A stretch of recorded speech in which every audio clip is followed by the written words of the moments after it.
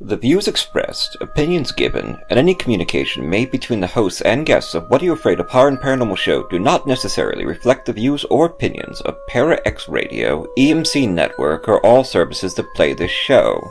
The hosts and services are not responsible for the actions of their guests, and the original rights of all intellectual property is retained by the creator, and all work is used with either permission or Creative Commons license. The show is for entertainment purposes only.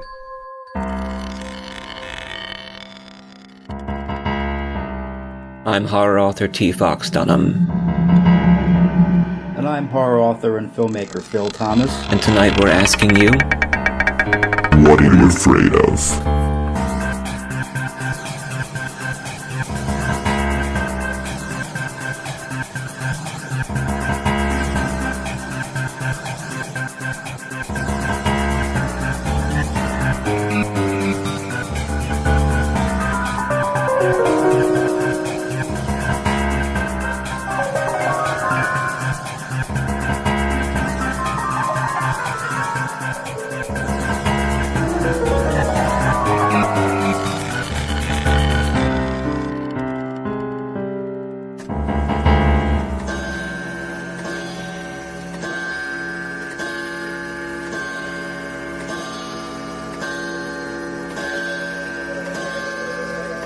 Philadelphia's horror home with hosts T. Fox Dunham and Phil Thomas.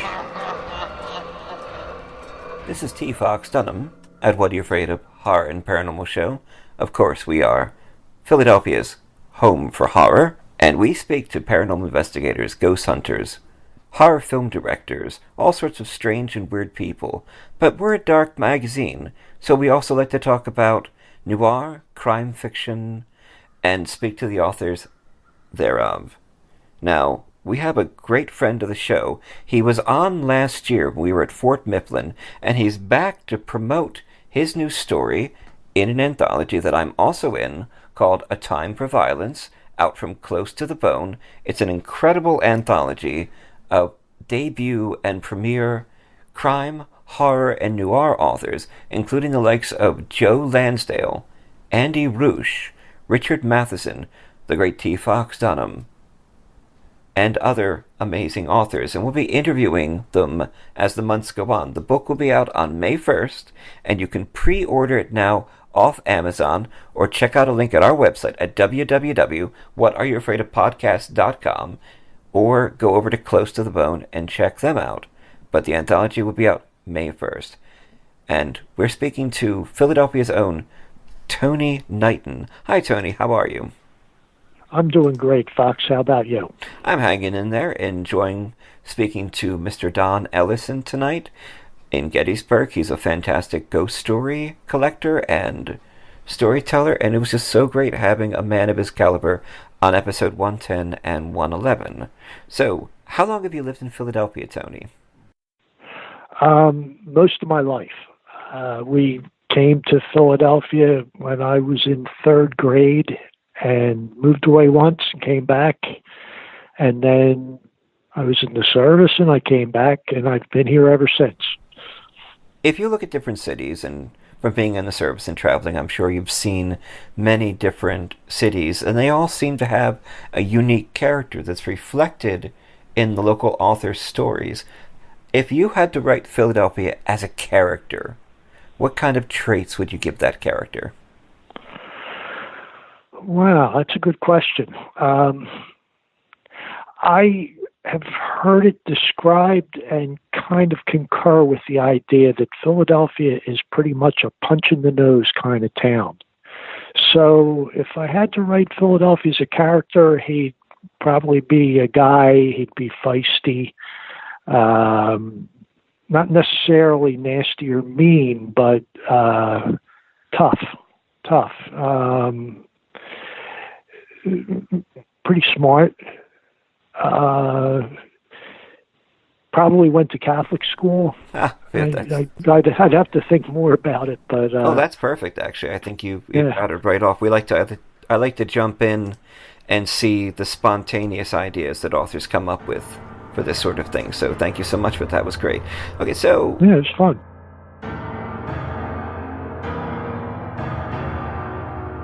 What are you afraid of? Hi, I'm Tim Wagner, Bram Stoker award-winning author. Hashtag Grave Girls. This is Katrina Weidman of Destination America's Paranormal Lockdown. This is Jim Chambers. I'm the author of The Engines of Sacrifice. This is Jasper Barr, award-winning author of The Final Cut. And you're listening to What Are You Afraid Of? What Are You Afraid Of? To What Are You Afraid Of? What are you afraid of? Love it. Fantoxic, please. Fantoxic.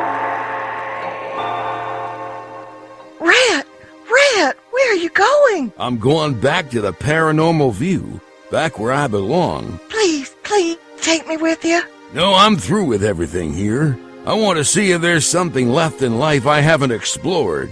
Do you know what I'm talking about? Oh, Rat, don't run to them. They talk about ghosts and hauntings, UFOs, and all kind of supernatural scary stuff. You'll never understand, will you, Scarlet? No! Well, that's your misfortune. Rat, if you go, where shall I go? What shall I do? Frankly, my dear...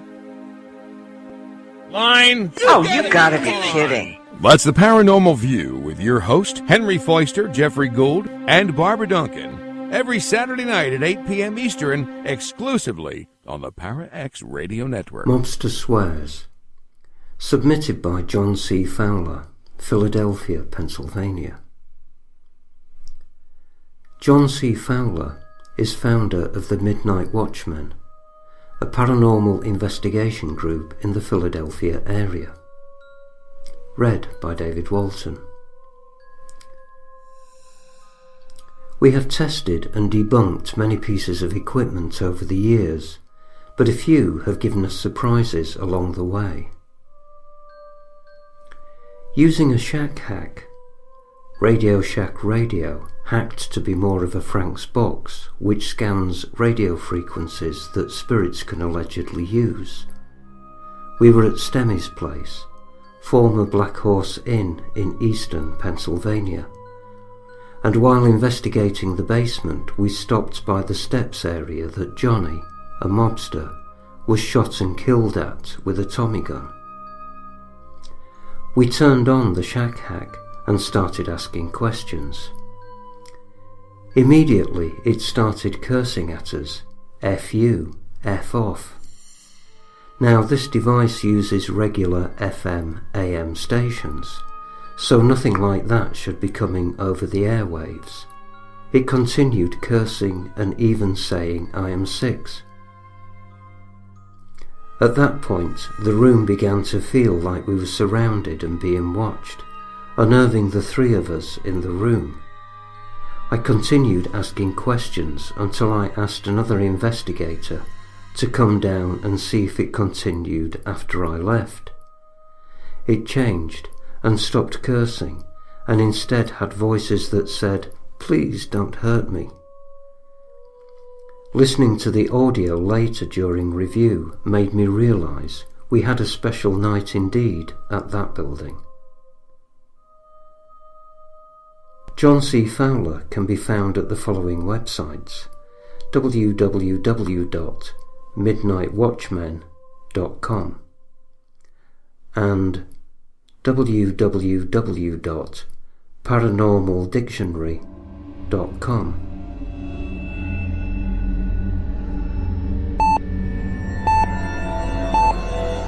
Mercy, a new horror medical thriller from author T. Fox Dunham, published by Bloodbound Books.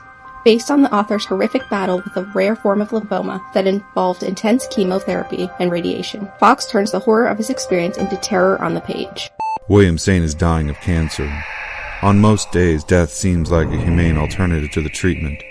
Stricken with fever, William is rushed to Mercy, notorious as a place to send the sickest of the poor and uninsured to be forgotten, and finds the hospital in even worse condition than his previous visit. Willie's memories faded. He grabbed his sack head, the sack head of the scarecrow, picking at the exposed chicken wire to hold them in. However, the memories fell out of the holes in his face. They wormed and crawled from the leather flesh and the old clothing of the scarecrow, then squirmed and wiggled down his body. The grounds are unkempt, the foundation is cracking, and like the wild mushrooms sprouting from the fissures of decay around it, something is growing inside the hospital. Something dark. Fangoria gives Mercy 3.5 out of 4 skulls. Dunham has channeled his many brushes with the other side into the exquisitely rendered, lyrical, supernatural hospital thriller Mercy. It's feeding on the sickness and sustaining itself on the staff, changing them, and now it wants Willie. Come now, Mr. Saint. Just a little more of that sweet milk. So salty and so good. You won't miss it. And we ever do so like our delicacies here at Mercy Hospital. Part medical horror, part supernatural suspense, Mercy is a hard-hitting fever dream of a novel. I enjoyed the hell out of it. Tim Wagner, author of The Way of All Flesh and Eat the Night. Available from Amazon, Barnes & Noble, and bookstores everywhere in both print and digital versions. Life is an addiction. Let go. Let it all burn.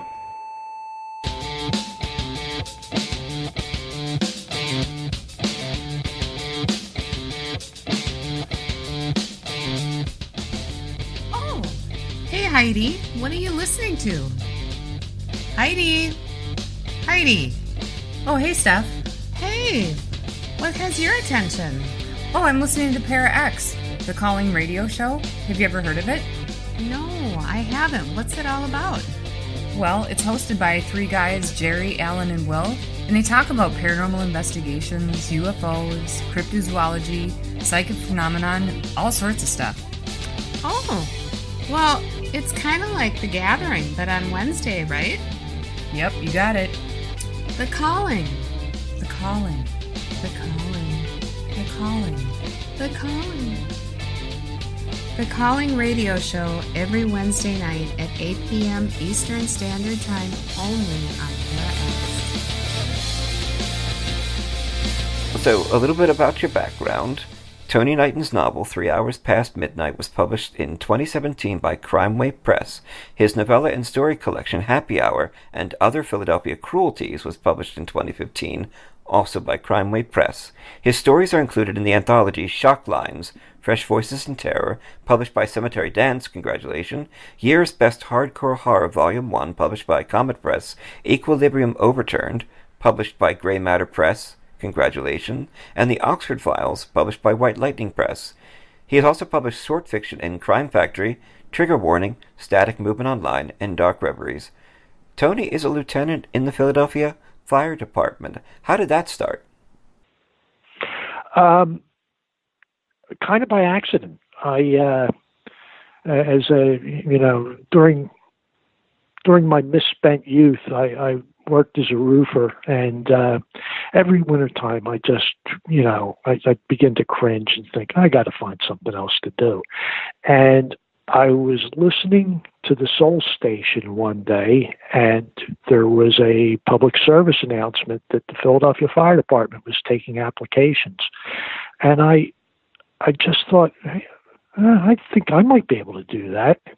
And I filled out the application and took the test and got on the job all within a year, which is actually pretty quick. So I kind of fell into it. I was never a kid who always wanted to be a fireman. I just, I thought I'd be able to do the job, and I thought I'd like it. So that's how I got on it. Philadelphia is a great place to write crime fiction, and I love reading the true crime stuff. In fact, that's what got me into writing noir and crime fiction. And of course, when you read the mafia stories, La Cosa Nostra, you usually read about New York or Chicago or even Las Vegas, and a lot of people aren't aware of the vicious Philadelphia mafia that happened underneath such capo figures as Nicodemus Scarpo, and of course his nephew, who later turned in Nicodemus and turned on him. Do you have any favorite Philadelphia mob crime stories in our history that you'd like to share with us? Well, it's funny that you mention all that, because my son works as a bartender, and one of the places he works just changed hands. And he told me about these two guys that bought the bar, and, they seemed pretty nice. And one of them just got arrested. And it turns out he's from Philadelphia mob royalty. He's You know, and I'm not even going to say who he is. Yeah, that's not. Because my kid still works for him. Right. But I think people in general around the country don't think of Philadelphia much, because up until 1980, the boss was this guy, Angelo Bruno, who apparently was pretty smart, and he kept things really quiet. You know, no ruckus, no fuss. He would rather talk and reach an agreement than resort to violence, and he kept the rackets running very quietly.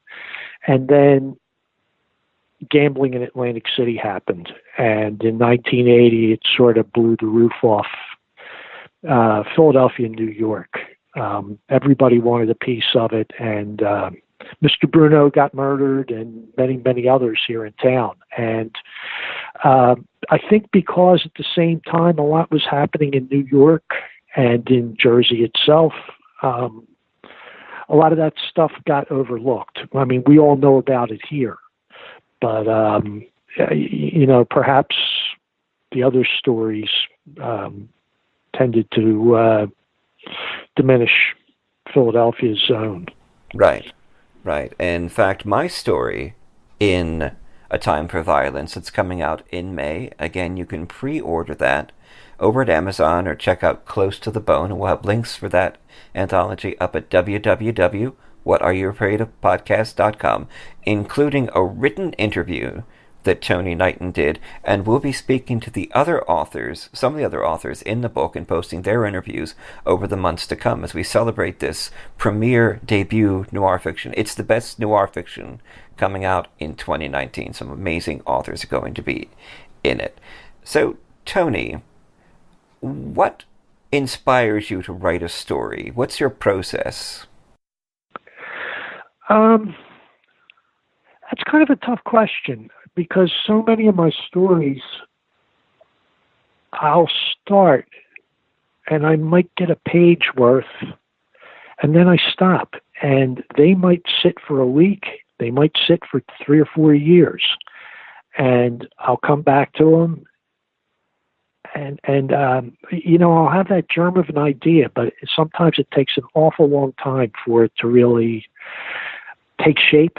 And the story I have in this anthology, it's essentially the story of a man walking home, and it's just a very, very bad day for him.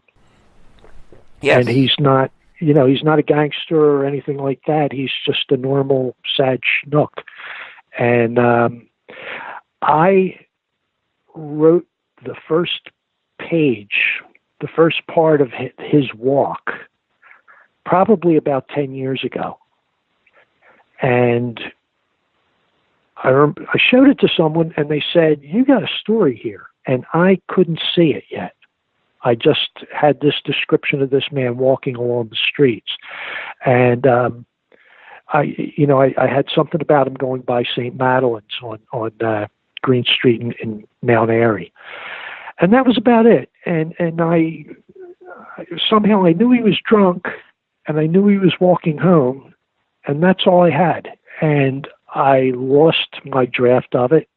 And for some reason, I think it was last year sometime, I thought about it again. And as I remembered it, all of a sudden I saw the story. I saw the whole thing. And it's very short. My writing tends to be kind of brief anyway, but it's a very short story. It's about 1,400 words, and it took me 10 years to actually see where the story was in those few pages. You know what I mean? Yes, I do. I do get it. And that happens to me with an awful lot of stuff I write. Happy Hour, the novella, is a novella and a collection. And the novella itself, I had this scene in a bar, and that sat for over a year, and I didn't know where it was going to go. My novel, 3 Hours Past Midnight, I had the idea. I had thought about the crime itself for years. It was just, as my friend Eric Pruitt likes to say, some people need to be robbed. And I had a guy here in Philadelphia that I felt just needed to be robbed, and I didn't see who was going to do it.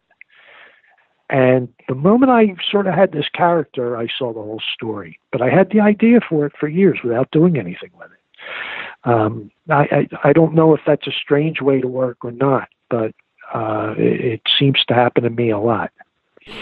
You sent us Boys Club, the story by Tony Knighton, to be included in the debut anthology, A Time for Violence, and David Walton is reading that on What Are You Afraid Of? Horror and Paranormal Show. So, Tony, what does every crime story need? What are elements that it has to have, or it's not a crime noir story?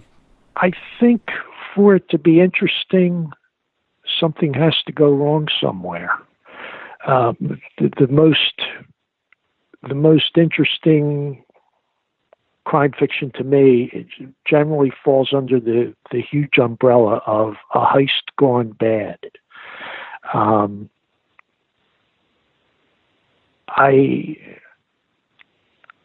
It's hard for me to say. I'm trying to think of my favorite things, my favorite stories, my favorite books. And yeah, I think it's safe to say something's going wrong somewhere for them to be interesting. I recently convinced my best friend to read Red Harvest by Dashiell Hammett, and he enjoyed it, and we haven't talked about it yet. But that's, in a way, it's kind of a heist gone bad or a job gone bad. It's just that here the protagonist is making everything go bad. I get it. You're basically saying the best laid plans of mice and men. You've got an anti-hero or a criminal. They have a good plot, and nobody wants to read about the plot that's perfectly executed. They want to hear about the heist that goes wrong. Yeah. I think that's the interesting part. I think it's interesting to put a character into the position where the plan's shot and he's got to think on his feet. I mean, I write most of my stuff from the point of view of the criminal. I'm not a policeman. I don't know much about police work. I know that there are things that you have to know, and I know that there are real big constraints on what police are allowed to do. Now, a lot of people write about policing and explain those constraints, and policemen or women who exceed those constraints.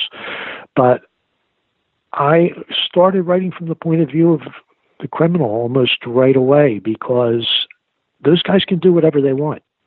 And that sort of made it more fun for me. Right, and I suppose that it is that sort of freedom and defiance that makes characters like outlaws and criminals and mafia figures so fascinating to watch. And the element that I always appreciate in, say, the saga of the mafia boss is the downfall. For every great boss, there's a downfall, and it's usually hubris or ego that brings them to that point. And, I mean, like I said, every great story of every great boss is that sooner or later they either end up dead or they end up in jail for the rest of their lives. And it just seems to be the way. And I think they accept that life when they start, and they know either they're going to get shot, they're going to go to jail, or they're going to go into witness protection program. And it just seems to be the pattern of their career, and it's just the way it's done. Yeah. I was thinking more about it. Most of the people my characters aren't really likable people, but I like to try to get the reader to root for them. And I think that's for me. It's the way I like to approach things. Right. So you're creating. I think completely likable characters are just boring.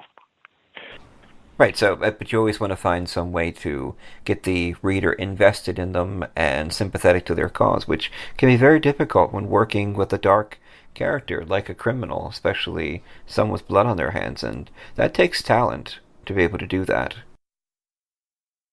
Well, it's fun. It's fun to try. It is fun. So what are you working on now? I'm working on a sequel to my novel, 3 Hours Past Midnight. And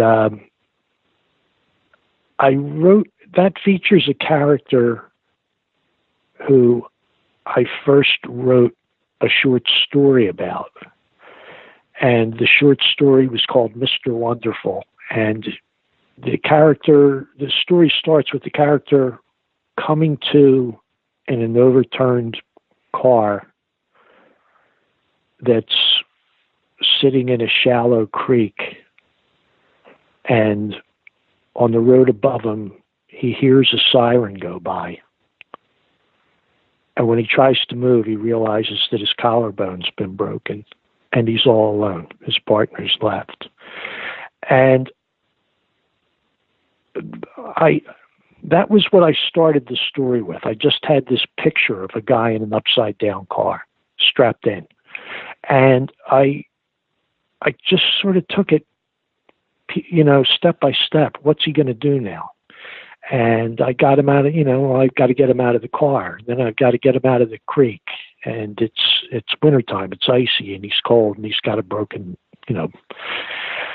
collarbone. His shoulder's messed up, and he's sort of in some woods. And then I had to get him out of the woods. For a long time, I really wasn't sure what was going to happen with the guy, but I finished the story, and he had survived and was getting away, and I realized I liked this guy. And he does some nasty stuff, but I liked him because I could kind of see his shape. I've never seen his face, but I can see his shape, and he's sort of medium. He's not a big guy. He's not necessarily a tough guy. He's a smart guy, and he's very, very fast, and he'll do whatever it takes. Right. He's fairly ruthless, and he tells you throughout the story, I will do whatever it takes. So the story ends. It shouldn't be a surprise to anybody. Anyway, I had a lot of fun with the story, and I thought, well, this guy got away. He should do something once his shoulder's healed up. And he was the guy that I wrote in 3 Hours Past Midnight. And the thing I'm working on now is he's going back to where he wrecked that car, because he and another fellow had robbed a bank, and he got away without the money, and the guy who split from him once the car wrecked had the money, but he was killed. And the money never made it back to the bank. So he's pretty sure a cop has it, and he wants to go out there to see if he can't get his money back. It sounds exciting. It sounds like a great setup for drama and tension.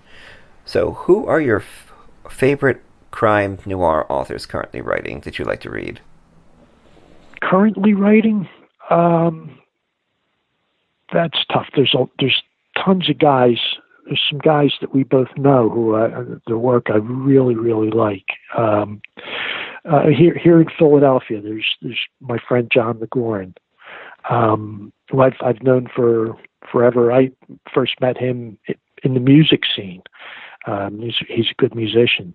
There's a guy in St. Louis named Jedediah Ayers. He writes really good stuff. He wrote Peckerwood, and he's got a new book out now, and I forget the name of it, but he's very good. Scott Adlerberg up in New York. Yes, I know Scott. Another guy. Yeah. Another guy. His stuff really does it for me. I like Eric Pruitt. I mentioned him. I like his stuff a lot. I'm going to piss somebody off because I'm not going to think of some talking to you, but there's a scene, and there are a lot of people who are writing really neat stuff, really different stuff, I think. Those are the contemporary guys I'm thinking about. I like your stuff a lot. Thank you. No, seriously. Some of the classic stuff, I make a point of rereading The Friends of Eddie Coyle by George V. Higgins at least once a year. And I will go back to that book when I'm writing and when I'm faced with the dilemma of am I explaining too much or too little? Because I like my writing to be concise. And when I look at The Friends of Eddie Coyle, I'm reminded, the first thing that I get from that book is this man trusted his reader. He didn't explain a thing. He never explains a thing. He makes people talk to each other, and he describes action, and he doesn't explain things. He just drops you right in the middle of this story. And it might be it's certainly one of my favorite books. I like the Richard Stark books, the late great Donald Westlake, when he wrote as Richard Stark. Especially the early ones, because also Jim Thompson, and the two of them captured this. They were able to create this kind of atmosphere, the sort of world where just, modern America, just everything just seems crappy. Mm-hmm. There's this underlying sense of rot that, and they do it so well. It's just delicious. But yeah, everything's seamy, and I just loved how deftly they did that. My own stuff tends to be kind of dark, and so I just really dug their stuff a lot. Again, there's tons of other people who I just love, but those guys sort of stand out for me. Right. Excellent. That's very good. And check out some of those names, and we'll get them up at the website at www.whatdoyouafraidofpodcast.com, and you can read more of Tony's work in the new anthology, A Time for Violence, which will be out on May 1st, but you can pre-order it now on Amazon from Close to the Bone Publishing, and just some amazing authors have come together, and this is going to be the premier noir sampler. It's like, a box of chocolates that's going to shoot you in the ass this 2019.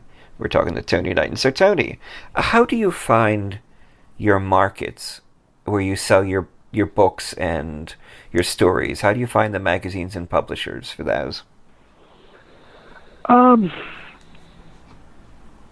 That's interesting.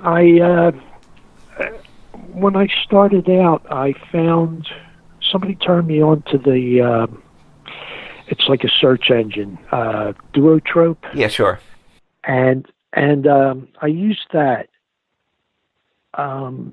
Since I've gotten some stuff out and I've met some other guys in the scene, a lot of where I'll send something is by word of mouth. Guys say, you really ought to check out this zine or this site or this publisher.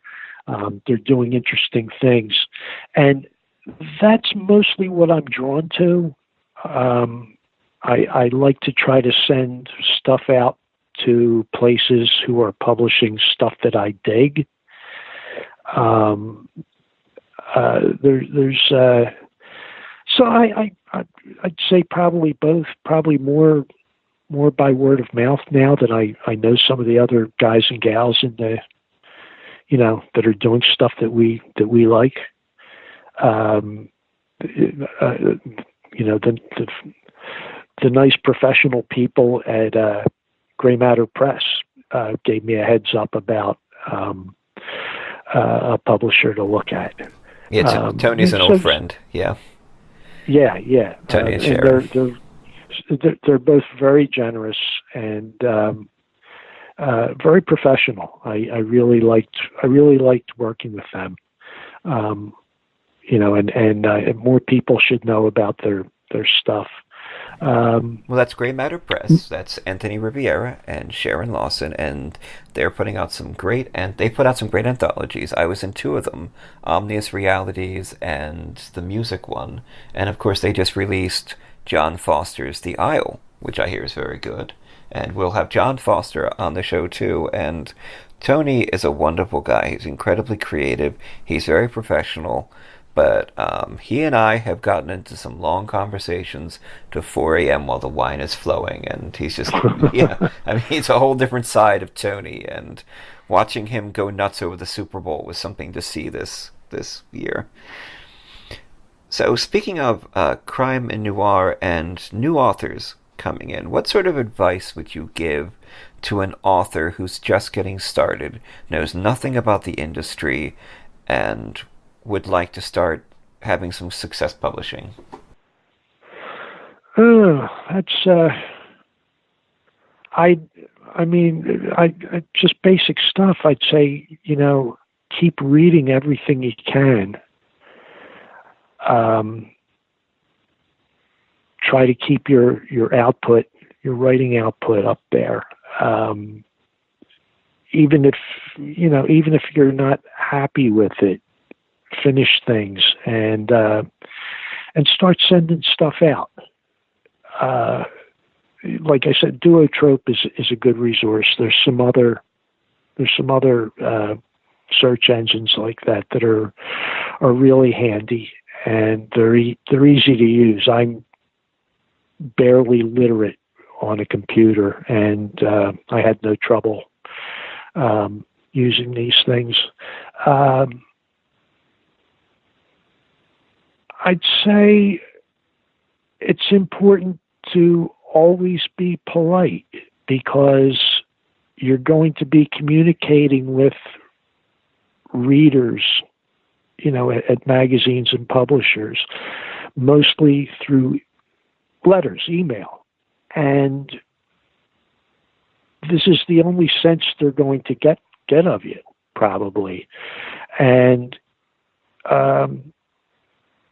I mean, the people that I know who have read, been slush pile readers and editors at places, the people I've met who say the instant bummer is somebody who comes off impolite. I mean, that's just a blanket, covering a lot of sins there. And their stuff almost universally doesn't even get looked at. If the cover letter is kind of snarky or pushy or whatever,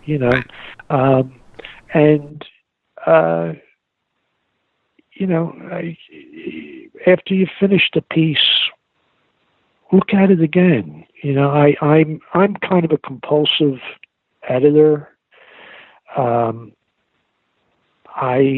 will write a sentence, and before I move on to the next sentence, I can think of a way that first sentence should be better, and I'll do it right then, because I'm afraid I'll forget if I keep going. So I think rewriting is way more important than writing. That's the only advice. I mean, I've had some stuff published, but I feel like I still struggle. I have a couple of books out, and it seems sometimes like that doesn't matter to anybody when you're sending out something new. I haven't cracked the code, but the times I've been successful, that's what I've done. I try to send out. I try to make my work as good as possible and send it out to places that are doing work that I like, and I try to be very polite. That's my advice.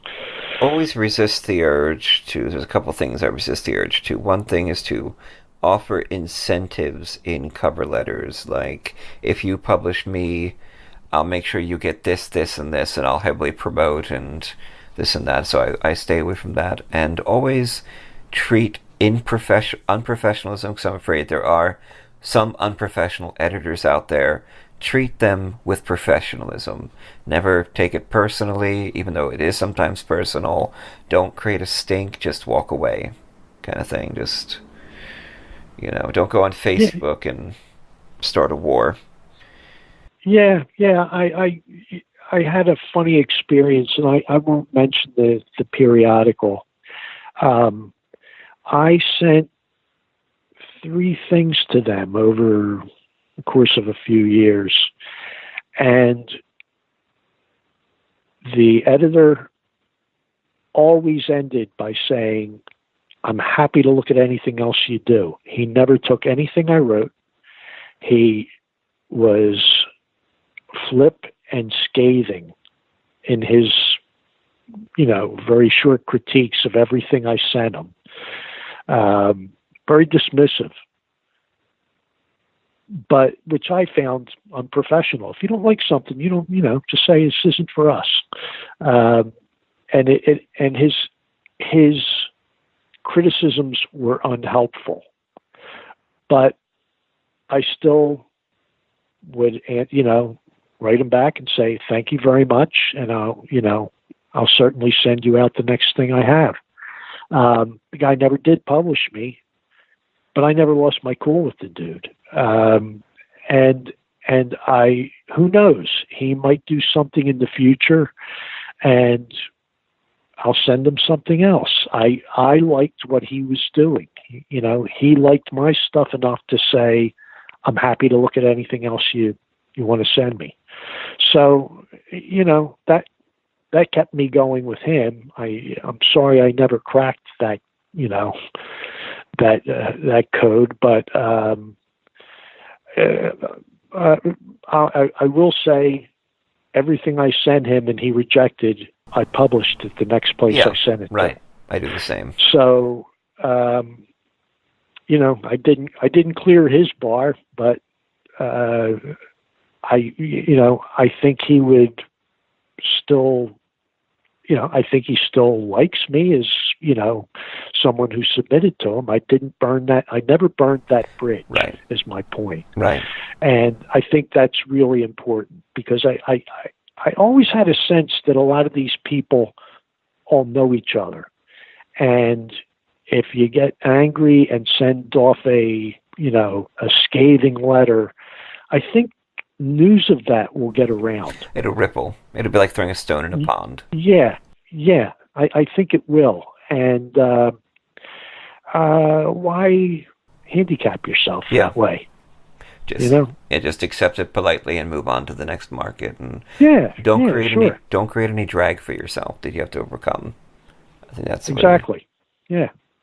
This is a hard enough gig, It is, and there's too much competition out there, and it's not like they need you, because we're all replaceable quickly.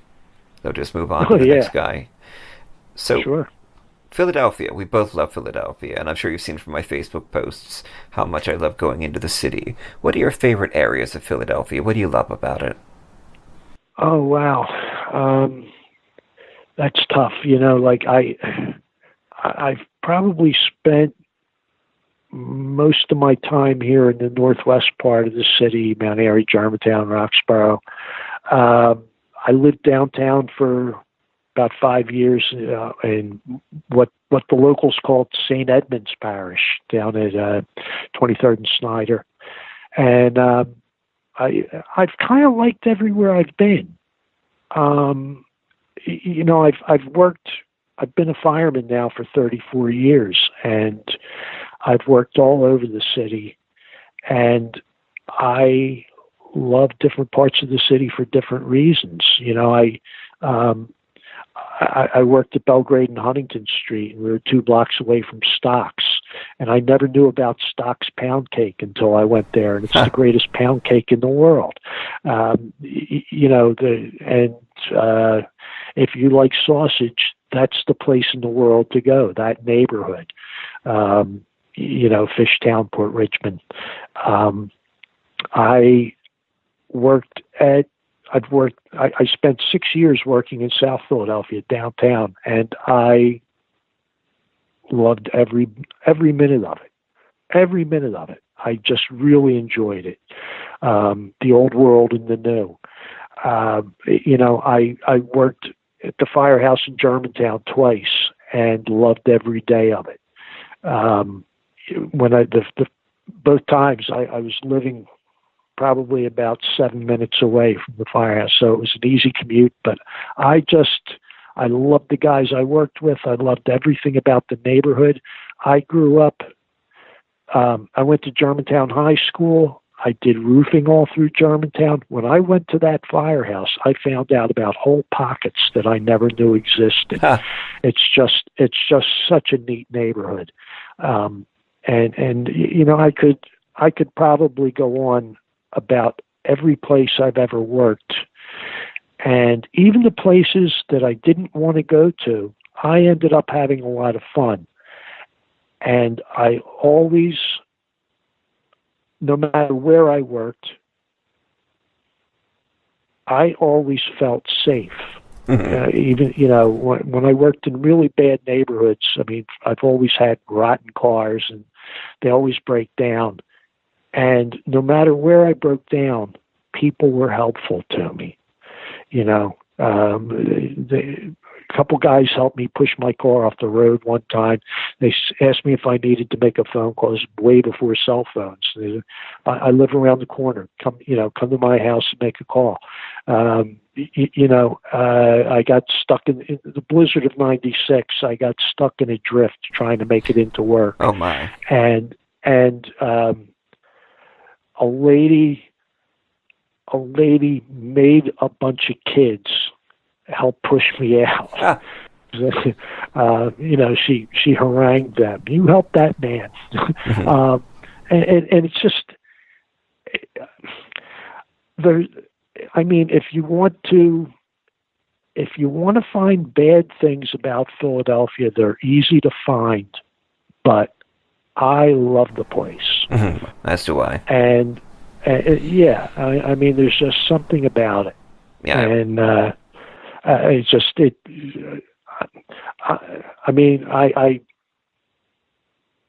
no matter what my complaints were, I never moved away. So, either that's a testament to my lethargy or the place itself.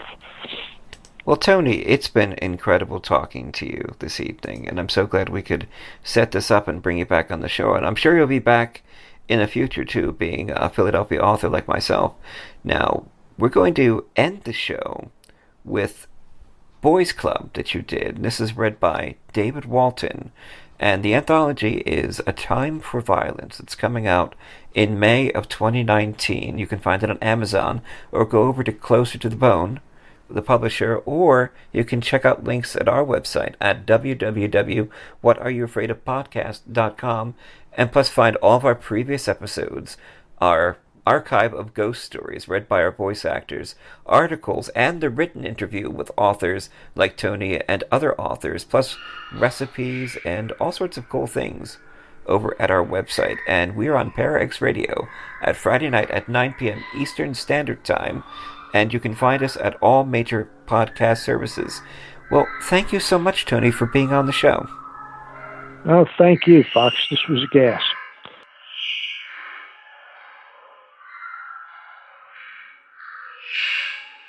Hi, I'm David Walton, and I drop whatever I'm doing to read whatever Fox and Phil demand of me. My digital, as opposed to ectoplasmic alter ego, is called Brendan Shawland, who regularly plays guitar and sings in a virtual world. Brendan has a website, David doesn't. Bandcamp sales figures would suggest that Brendan's music is decidedly niche. If you want to be in the vanguard of support as Brendan heads towards global domination, Just put Brendan Shawland in your favourite search engine and you'll find his website very close to the top. You'll see what the human looks like, and you can check out the Listen to a Song page to access Brendan's unwillingly private world of creative output. Boys Club, a story by Tony Knighton, to be included in the debut crime anthology of 2019, A Time for Violence. Read by David Walton. I drove west on Ridge. The antenna farm was visible above the horizon for a stretch, long black lines drawn against the grey sky. Once past the city into White Marsh Township, the road changed designation from an avenue to a pike and widened to 4 lanes. On either side were houses and commercial buildings, and businesses like car dealers, but the road was also fronted by long stretches of green, open land. It got more built up the closer I got to Norristown. I crossed an overpass just beyond the big 5-point intersection at Chemical Road. Low in the distance I saw a long-idled steel mill property. Once inside the borough, the road changed names again, this time to Main Street, and more closely resembled a densely occupied, ageing urban arterial. I travelled through the business district, past the Montgomery County Courthouse, and a few blocks later turned towards the river. I parked just off an intersection 2 blocks in, and approached an address in an unbroken row of shabby 3-storey brick houses. Some porch fronts sagged, and there were slates missing from the common mansard. I climbed the steps and knocked. Parsons opened the door part way and squinted against the sunlight. "Hey." His white t-shirt stood out against his dark complexion. He let me in and closed the door behind us. It took a moment for my eyes to adjust. I hadn't seen him in over a year. He was a big man, but appeared to have lost weight. His undershirt bagged about his middle. He led me into the kitchen, scuffling along in a pair of slippers. The curtains were drawn here too. These were lighter and gave everything a sickly yellowish tint. He said, "I think I have what you want. Something you can carry?" "Yeah, something small." I could smell liquor on his breath. "It can't be obvious." He nodded and opened the door to the basement. It wasn't like him to drink at all, let alone during the day. I didn't like it. I followed him down the steps. Something was different about the house too, but I wasn't sure what. He pulled open the bottom drawer of an old metal desk. "This is a clean piece. Girl I know picked it up last month in the city. Personal protection." Parsons used straw buyers, people without a record who could go to gun shops and make legal purchases. He was quiet and careful, and it was reasonable to assume that the others he dealt with would be too. He showed me the pistol. Glock 43, subcompact automatic, 9mm, 6-round magazine, made to be carried under a jacket. He looked up, or either in a purse. Despite his mood, his thick brown fingers moved skillfully over the weapon. He released the magazine, cleared the chamber, and laid the pistol on an oil-stained towel. "You want to test it?" "No need. Do you have ammo?" It took an effort, but he smiled at the compliment. "Sure." The house was quiet. Usually, music would be playing here, the radio or a record. Parsons walked across the room to some shelves and said, "You want a holster for it?" "No." I understood what was different. The house didn't smell of cigarettes. "Where's Olivia?" He fiddled with something on the shelf. She passed. He motioned towards his chest. "Cancer." I'm sorry. Just to say something, I said, how long was she sick? Diagnosed 8 months ago. They gave her treatments, radiation. But it was just, to make her feel better. Palliative. Yeah, he turned. That's the word. Only one of her kids came to the service, her youngest boy, Jamar. I needed to move this along, but said, sons miss their mothers, and pointed to the Glock. How much? That's you, all right, always the professional. I waited for him. He finally said, 9 will do. I'll throw in a box of cartridges. He turned back to the shelf for them. I counted out 9 $100 bills onto the desktop and took the pistol and ammunition. I considered suggesting that he give up the business for a while, that it might not be good for him to stay closed up in a dark house full of weapons. But he already knew that. I said thanks and left. Tony Knighton's novel 3 Hours Past Midnight was published in 2017 by Crime Wave Press. His novella and story collection, Happy Hour and Other Philadelphia Cruelties, was published in 2015, also by Crime Wave Press. His stories are included in the anthologies Chocklines, Fresh Voices in Terror, published by Cemetery Dance, Year's Best Hardcore Horror Volume 1, published by Comet Press, Equilibrium Overturned, published by Grey Matter Press, and The Oxford Files, published by White Lightning Press. He has also published short fiction in Crime Factory, Trigger Warning, Static Movement Online, and Dark Reveries. Tony is a lieutenant in the Philadelphia Fire Department.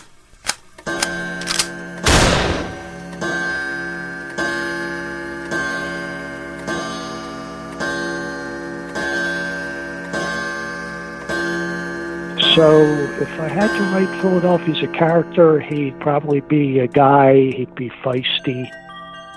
T. Fox Dunham lives in Philadelphia with his wife Allison. He's a lymphoma survivor, cancer patient, modern bard, and historian. His first book, The Street Martyr, was published by Gutter Books. A major motion picture based on the book is being produced by Throughline Films. Destroying the Tangible Illusion of Reality or Searching for Andy Kaufman, a book about what it's like to be dying of cancer, was recently released from Perpetual Motion Machine Publishing, and Fox has a story in the next Stargate anthology from MGM and Fandemonium Books, Points of Origin. Fox is an active member of the Horror Writers Association, and he's had published hundreds of short stories and articles. His motto is Wrecking Civilization, one story at a time. Phil Thomas is an author and screenwriter from the suburbs of Philadelphia. His screenplays have been produced into feature films False Face and Always from Darkness, and are available in major retailers such as Best Buy and Target, as well as availability on Netflix and Amazon On Demand. His short films can be viewed on his YouTube channel, Film Zero Presents. He is a member of the International Association of Professional Writers and Editors, and he currently writes for Cultured Vultures, Game Skinny, and BloodyDisgusting.com. His first novel, The Poe Predicament, is being published in 2018 by Caliburn Press. The views expressed and the opinions given by the individual host and their guests do not necessarily reflect those of Para X, its affiliates, or its sponsors.